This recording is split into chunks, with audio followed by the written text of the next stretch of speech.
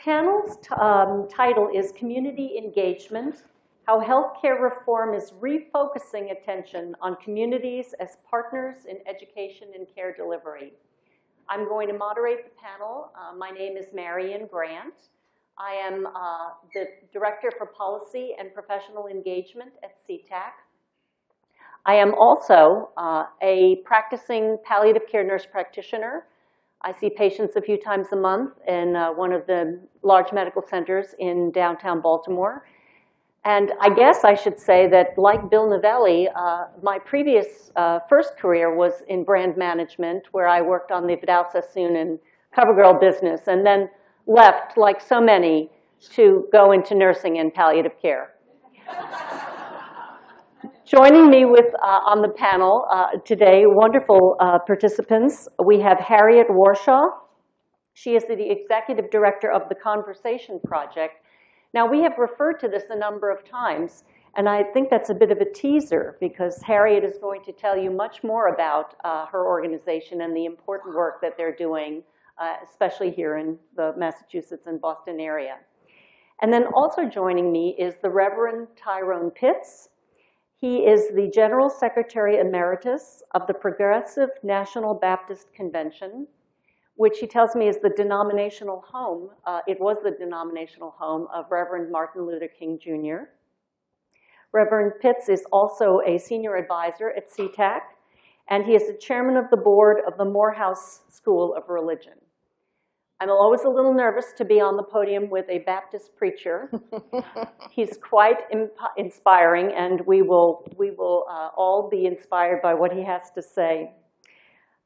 The objectives we have for the panel are to discuss a little bit the link between healthcare reform and community efforts.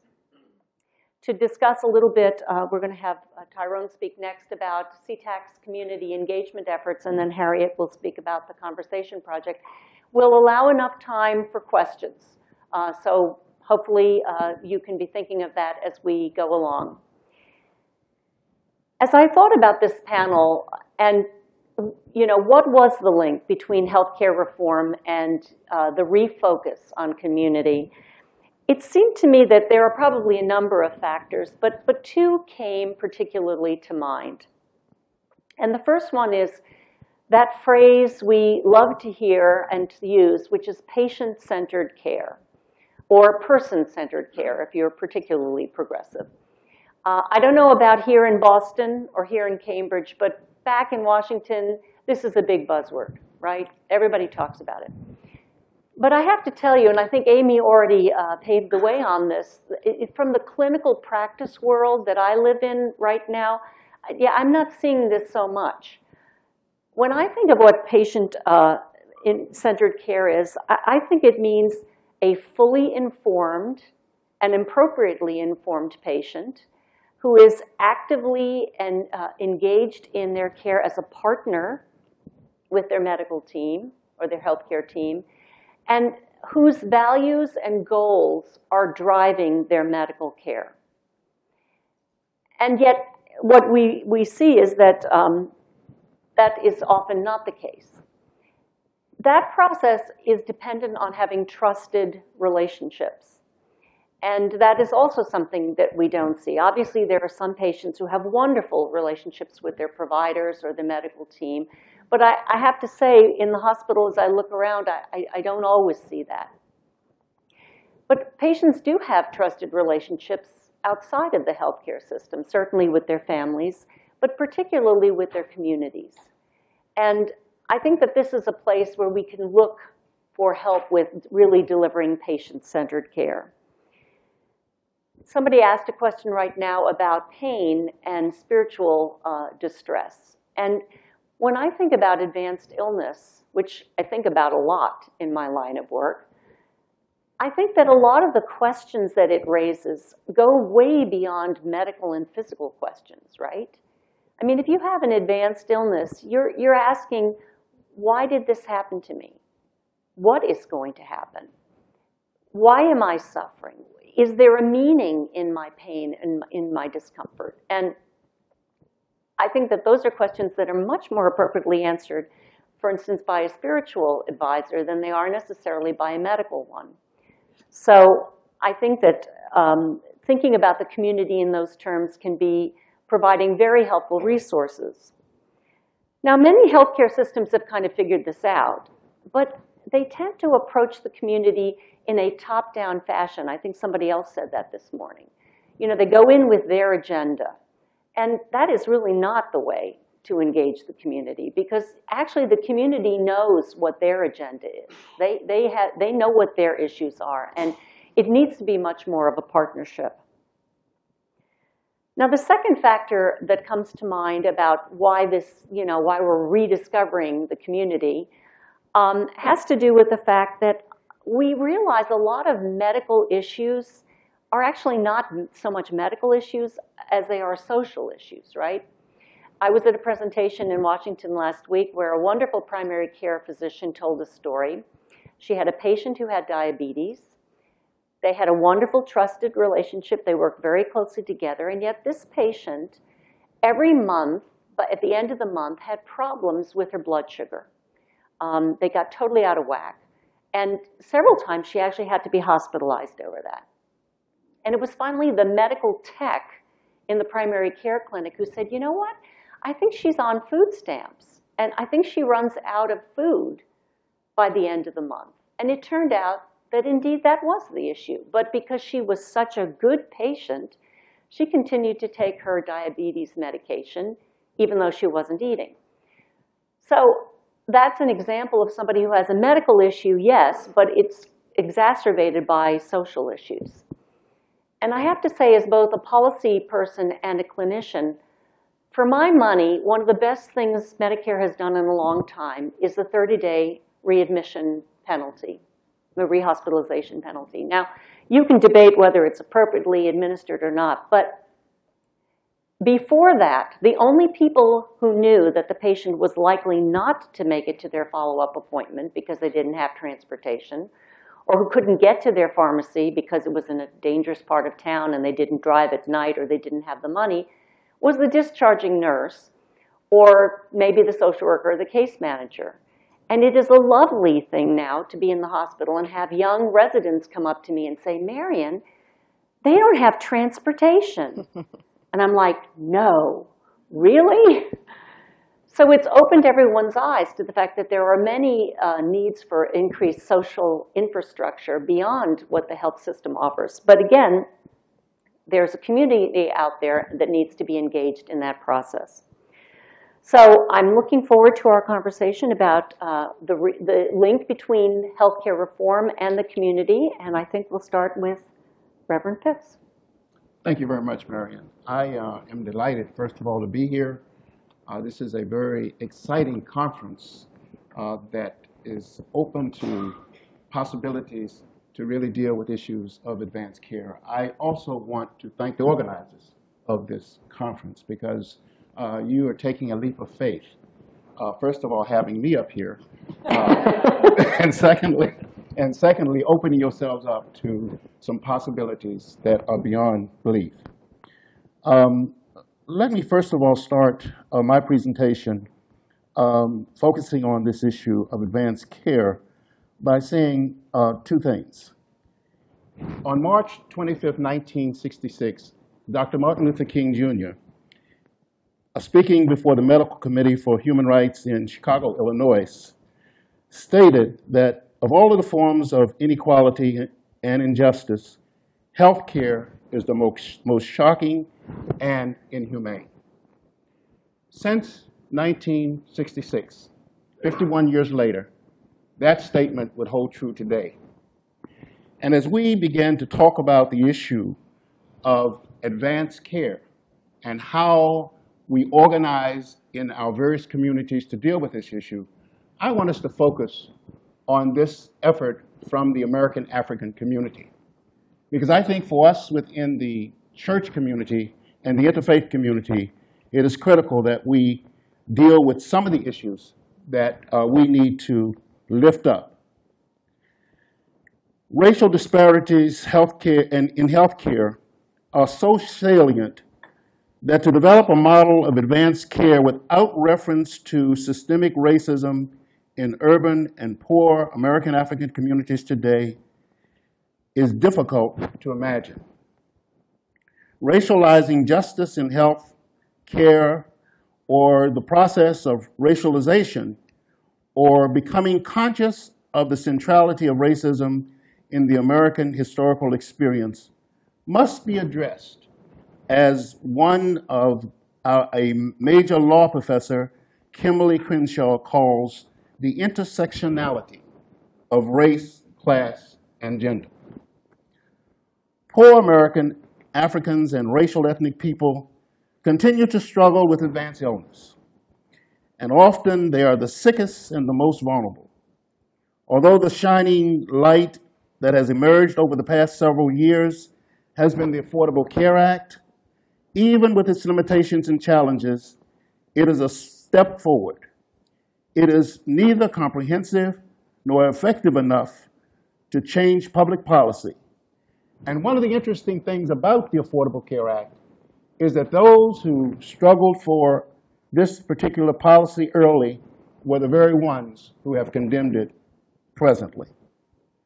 It is a broken system, and we who are part of the political efforts to change policy must begin to think through how we relate to our communities in ways that have authorized people to become a part of this process. For many in the interfaith community, the most impressive effort that has been initiated over the past few years is that effort to transform advanced care. One of the issues that we have been dealing with historically is how do you deal with trust within various communities? And what we have been doing is we have been looking at several possibilities of developing trust, which has been one of the major problems in our communities due to experimentation, due to issues of non-reconciliatory processes, and due to issues where experimentation and evaluations are done without people's permission.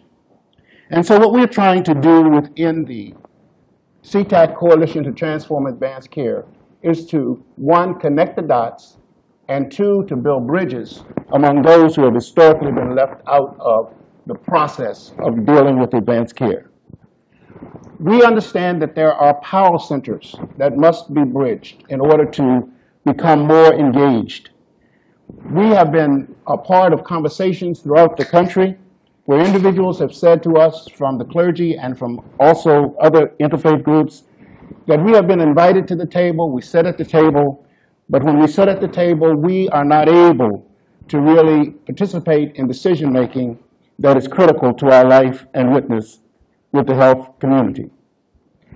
One of the important processes that we are engaged in also is to bring together health professionals, clinicians, individuals who have advanced illness, and try to find support systems for them. In a real sense, with all of the challenges and conflicts and the racial divide in our nation, we as the Interfaith and Diversity Working Group view this moment as a Kairos moment. And we clearly lift that up as part of who we are.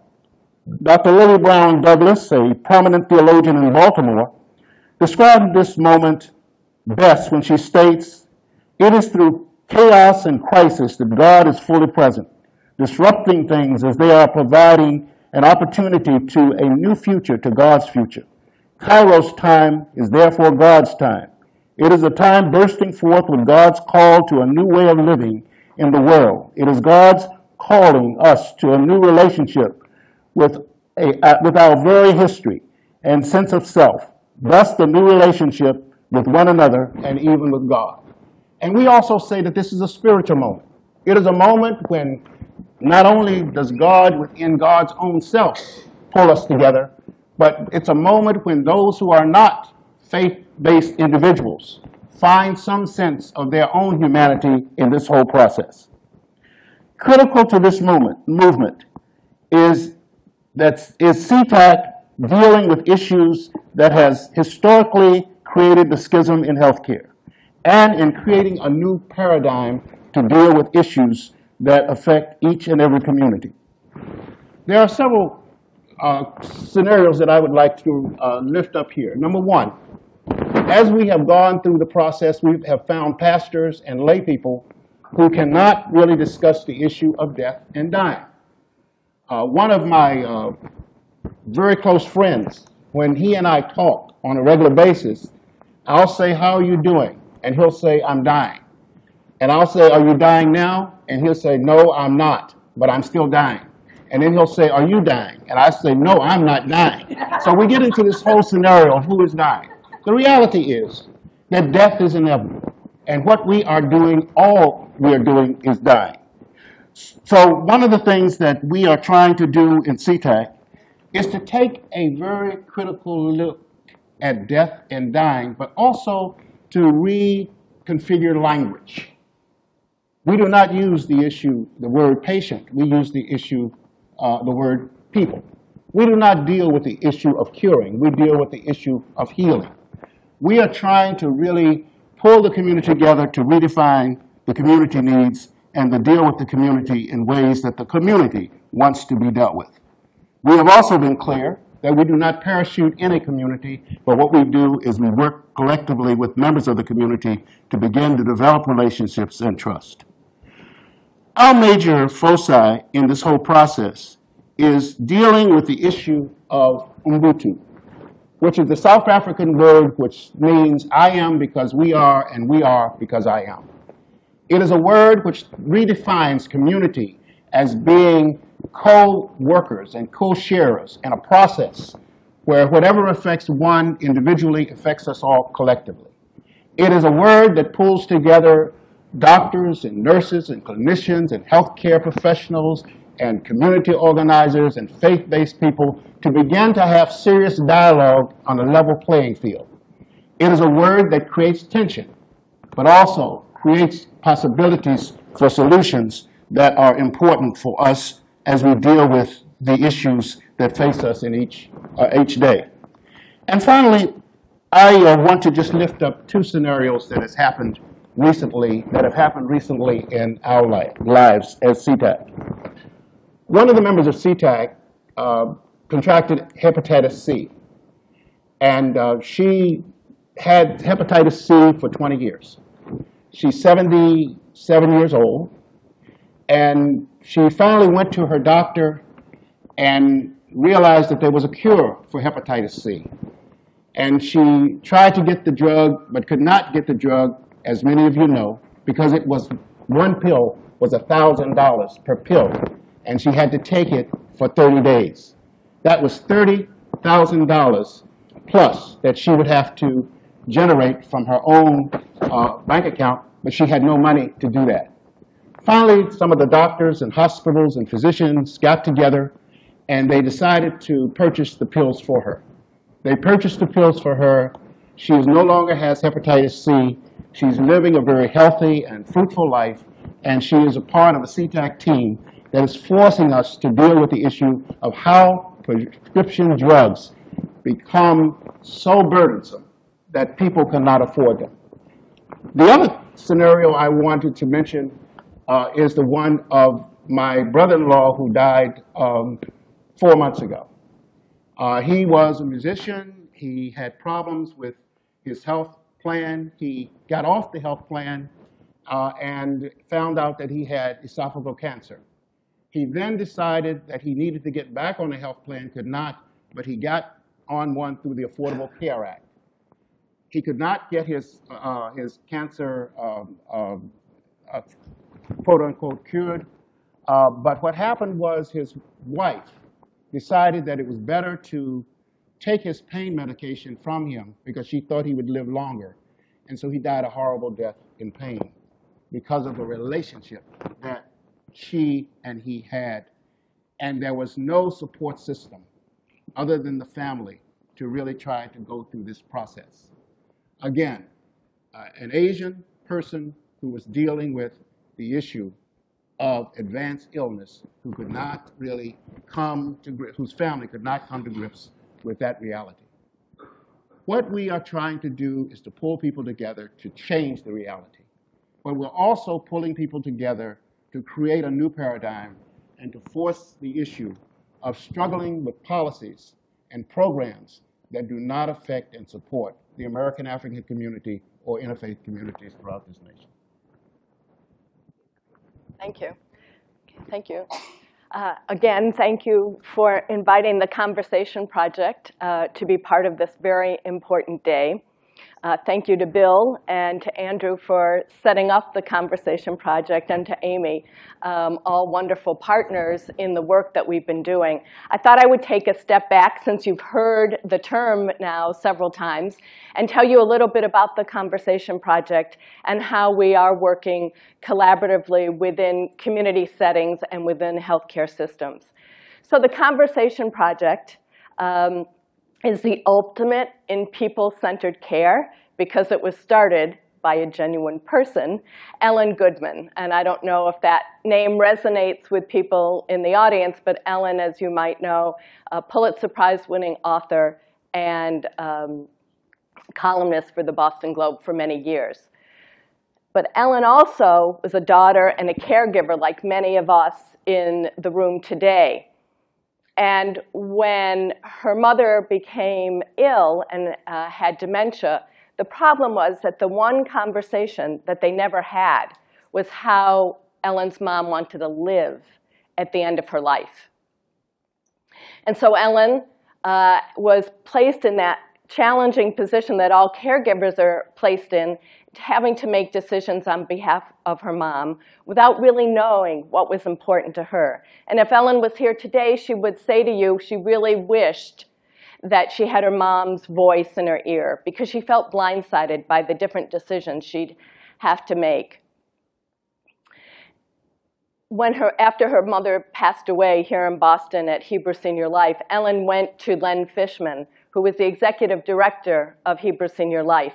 And to Len's credit, instead of getting defensive as many administrators do, and I was an administrator for 35 years, so I know all those, when family members march into your office and complain about something, it's very easy to recoil. But to his credit, he said, you know, Ellen, it's not just a problem for the patient or for the family member. It's a problem for the whole healthcare system. It's a problem for the whole country. And together, they went to IHI, the Institute for Healthcare Improvement, and shared this idea and concept with Don Berwick. When it resonated with Don, and he said, let's bring together an expert panel of people in palliative care from all over the country and see how we can help move the needle forward, see what they have to say, since they've been toiling in this field for so many years now. And this happened about 5.5 years ago. And to his credit, they spent a day together talking about how to move palliative care together. And it was the clinicians who said, what we need is a two-prong approach. We will continue to working on the inside for education and systems change, but we need to have an activated public. We need to push from the outside in as well as the inside out to change. And for those of you who might have had children in the 70s, you might know that, and I worked at the Boston Hospital for Women, so I was there. In the mid-70s, there were no husbands in the delivery room. The only men in the delivery room were the obstetricians, because there were still no OB, female OBs. And yet, when women said they weren't going to deliver in our hospital, I can tell you in a nanosecond, those policies change. And that's what we'd like to see happen, that we have an activated public and they push policymakers, healthcare providers, they work collaboratively to change the way we live at the end of our lives. So how do you take a concept and create an organization and make social change and normalize having the conversation? We created a three-pronged strategy. The first was a very robust media campaign. And of course, we were very fortunate to have Ellen Goodman. I'm sure she doesn't have a Rolodex anymore, but she can pick up the phone and call anybody. And we have been very fortunate to have her opinions and articles in the media across the country and the world. The second was to have tools that were accessible to the public to help encourage having the conversation about what matters most to us at the end of our lives. Early, often around the kitchen table before there's a crisis. And so we have several different starter kits, one for the conversation, one for how to talk to your clinician, one for families who have critically ill children, how you talk to them, one that we never really wanted to create. And we just launched ones for families who have a loved one newly diagnosed with Alzheimer's. These kits are all online. You don't even have to register for them. They're free of charge and in multiple languages. Those were the two strategies that were proactive. And then the phone, once we were up on the web and in the ether, the phone began to ring. And communities called us and said, this is so important. We want to make our community conversation ready. We said, well, that sounds great. What does that mean? And they said, we want everybody in our community to have the conversation.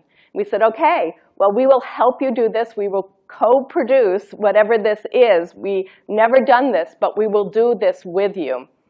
And over the course of the last 3 years, we have gone into about 350 communities.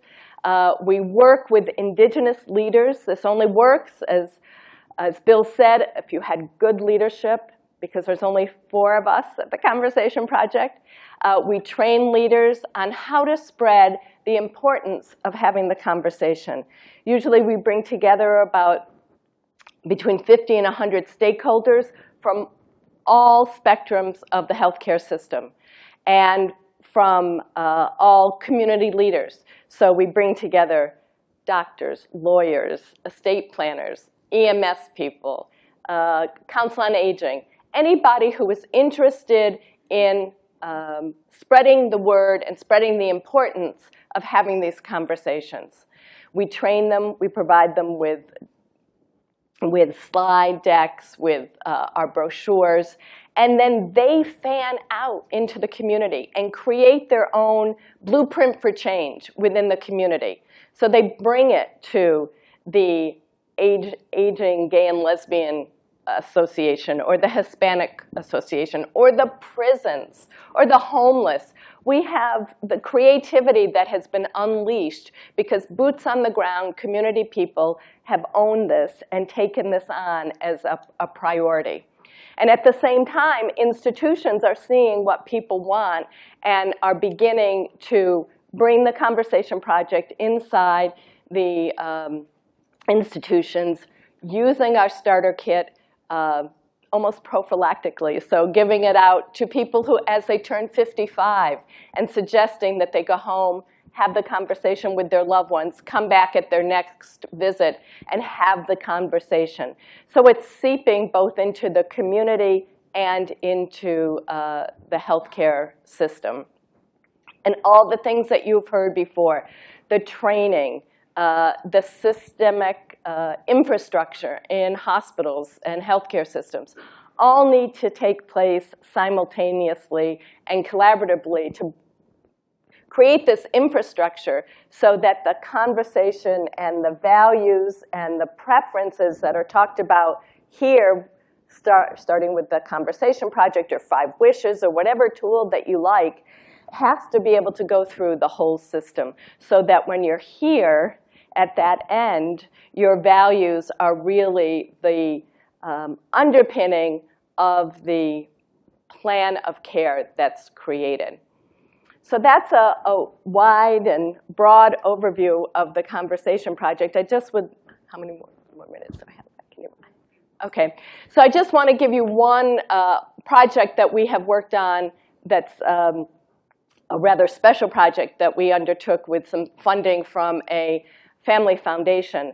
And Bill said how slogans matter. So we created something called Talking Matters. We had big posters on our subway system, the T here, and the buses. And we also bought those horrible, horrible pop-up ads that you might all be familiar with that follow you when you go through on the web. They're very effective. And we ran this campaign for 6 weeks, and we had over a 200% increase in driving people to the website and downloading the starter kit. So I encourage all of us to think about a national media campaign. It was a wonderful, wonderful campaign. There were 3 families. One was an African-American couple, one was a young Hispanic couple, and one was a mother and a daughter. And it resonated far and wide. We really wanted to make sure we were hitting a diverse population. And to the Reverend's point, the Conversation Project has done its own national study. And what we learned is that if your income is less than $50,000 a year, you are half as likely to have an advanced care plan. And that people, whether it's African American or Hispanic, the driver is, in addition to ethnicity, is socioeconomic. And we have taken on a special project working with some neighborhood health centers here in Boston, the Dimmock Community Health Center. And they tested small tests of change to see how they could introduce having the conversation into their workflow. And in the end, they decided that they were going to use the Conversation Project, introduce it to everyone as soon as they're registered, because it was so universally wanted by everybody who they tested the conversation. Because rest assured, everybody wants to have this conversation. In our national study, 90% of people wanted to have the conversation, and only 30% of us are having it. So it's up to all of us to close this conversation gap. The other group that we do work with extensively is the faith community, and it is so important because that's where people do have trust and feel safe and secure. So I applaud your work so deeply. So, and I'd be happy to answer questions about that as we have a conversation together. Well, let me ask just a quick question of each of you, and that is, this is a policy project. And both of you have referred to policy aspects of your work. Harriet, if you had a policy wish list, can you think of what you would ask the policy Santa?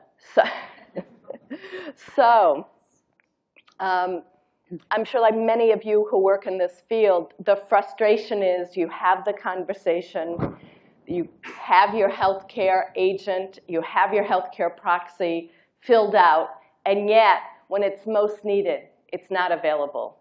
It's in your lawyer's drawer, or in her computer, or it's on your refrigerator. There are a few states now that have begun a national registry for healthcare proxies so that in the heat of the moment, in a crisis, a healthcare provider can both turn to a loved one and say, do you know what's important to your loved one at the end of their lives?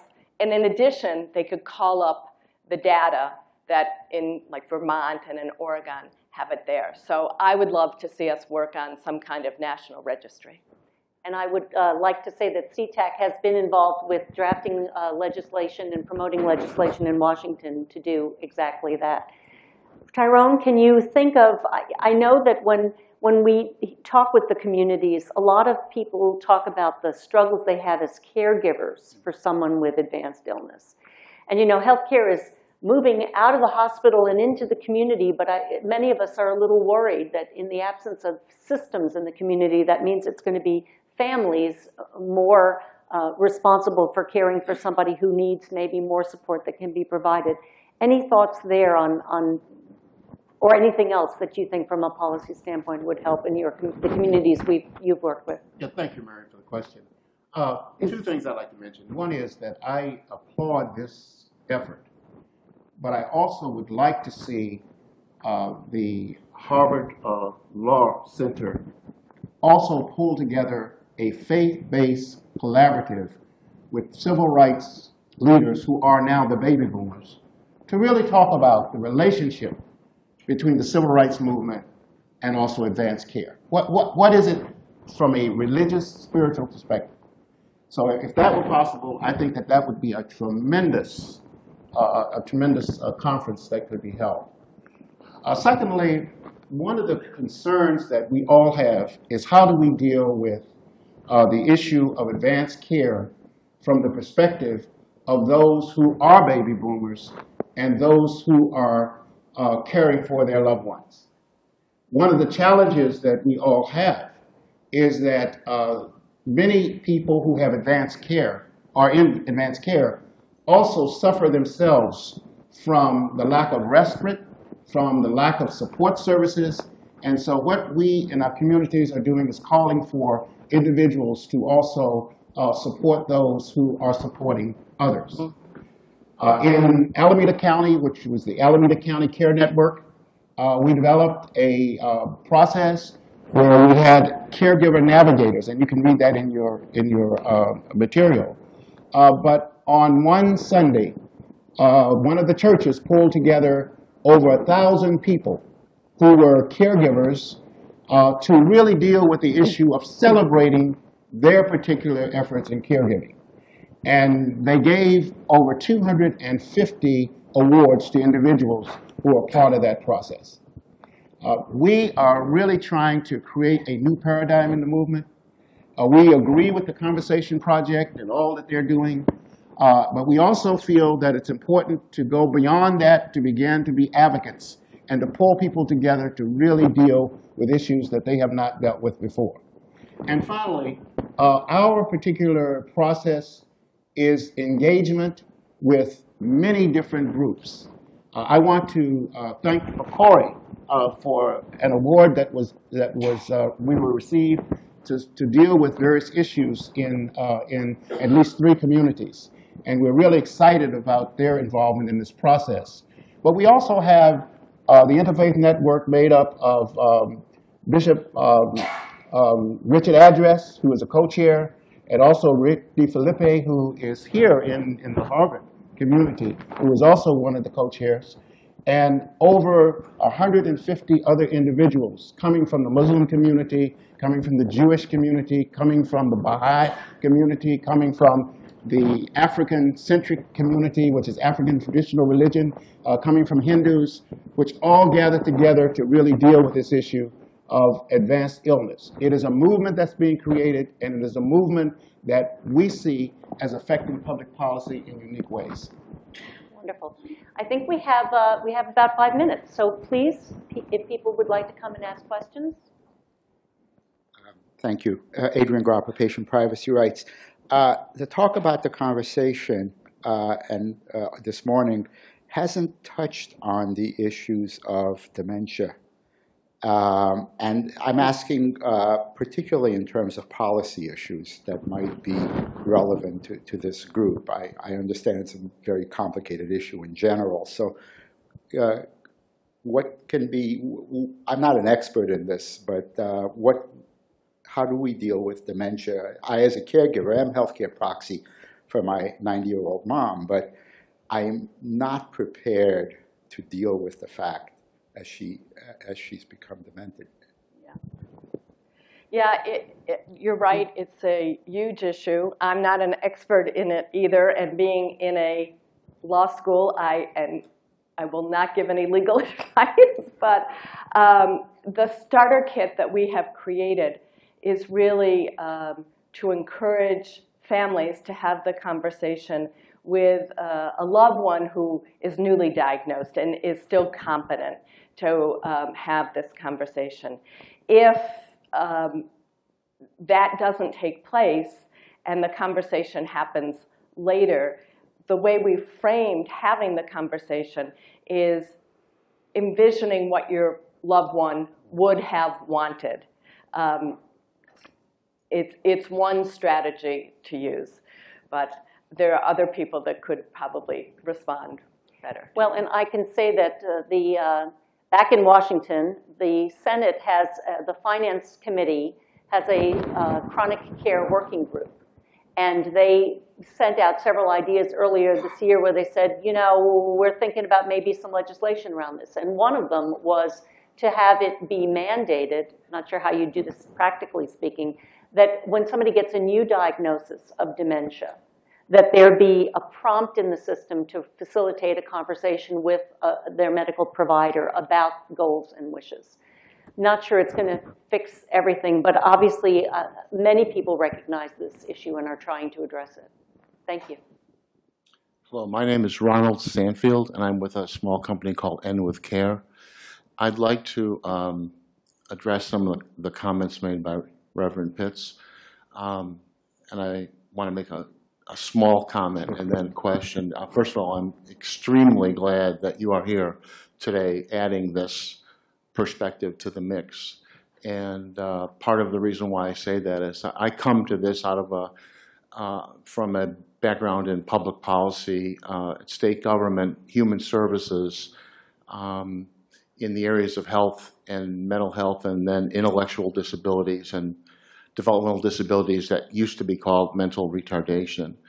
And that advocacy movement and that structural framework for responding to the newer needs of intellectual disabilities was one that was really built by, in all good faith, it was built by primarily a white, middle-class, suburban constituency, not only here but across the country, including autism and other offshoots.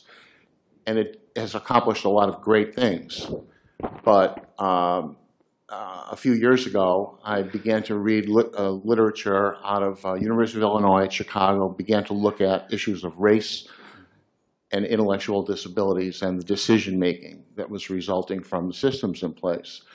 And not surprisingly, African-American children were often classified incorrectly, and there was this structural racial bias in this well-intended system that continues, and it affects who's declared to be developmentally disabled. Now, as we build this system, that's why I'm so glad you're here reminding us of this. As we build this system, what can we do? I welcome the addition of faith-based approach. I'm not entirely sure that going down that one street addresses some of the populations that I'd like to see included. But what can we do in this early stage to make sure that that doesn't happen, that the system we ultimately build really reflects the people most in need of care? Yeah. I really appreciate that, your comments. I have a son that's autistic, and when he was diagnosed, we ran into some of the same challenges in terms of racism that you're discussing now. The interesting thing about him is my wife is Chinese, so he is Afro-Chinese, or whatever you want to label him, African-Chinese. And there was a real tension between what kind of programs could really support him based on his racial background.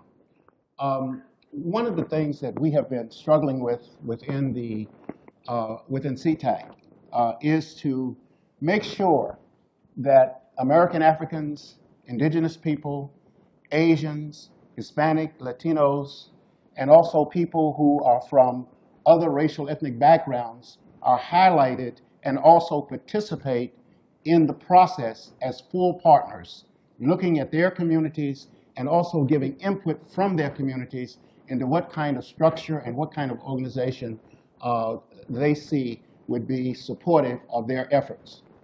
And so what we do is we have this candid discussion about issues of race, but also issues of class, issues of gender, and also issues of how we need to develop interconnecting relationships to deal with language. Because even as I'm naming the various racial ethnic groups, there are issues of language included in that process. The other thing that we are struggling with is within our country, in this nation, we are a nation, a multicultural nation, and we need to begin to rethink how we deal with multicultural communities. What we're doing is having that discussion and that conversation, but we're also developing networks in various communities that focus on the various racial ethnic groups. For instance, in Texas, we are looking at the Hispanic group that we're working with in Oklahoma City. We're looking at an indigenous group in Oklahoma City and in various parts of the country where American Africans are.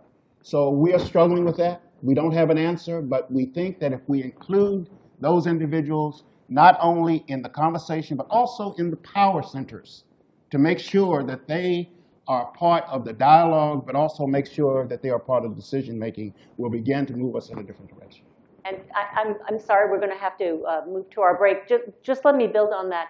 Although CTAC is initially, we're only 4 or 5 years old, focused on the faith-based community, I think some of the principles we've learned from the community work could be used with non-faith-based communities. The concept of listening to the community, understanding, letting them set the agenda, helping them develop programs that meet their needs. I think those are principles that could work with any community. So sorry, but we have a 15-minute break, 10-minute break, all right.